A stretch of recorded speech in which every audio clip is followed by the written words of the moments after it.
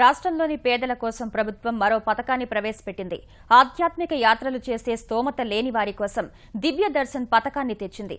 దీని కింద ఎంపికైన వారికి ప్రభుత్వమే ఉచితంగా దేవాలయ సందర్శన కల్పిస్తుంది.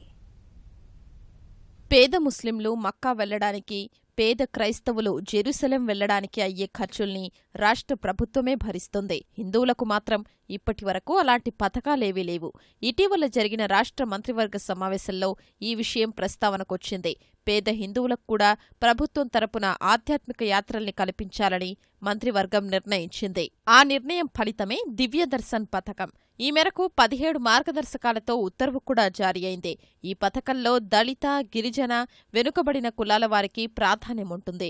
గ్రామాలు, పట్టణ ప్రాంతాల్లోని మురికివాడల్లో నివసిస్తున్న దారిద్ర్య రేఖకు దిగువన ఉన్న వారిని లబ్ధిదారులుగా ఎంపిక చేస్తారు. ఒక్కో కుటుంబం నుంచి 5గురికి మించకుండా జిల్లాకు 10,000 మందికి ఆధ్యాత్మిక యాత్రలకు అవకాశమిస్తారు. దివ్య దర్శన్ పథకం కింద ఎంపికైన వారికి కనీసం 4 ఆలయాల సందర్శనకు అవకాశం కల్పిస్తారు. మొదటగా తిరుమల తిరుపతి దేవస్థానం దర్శనముంటుంది.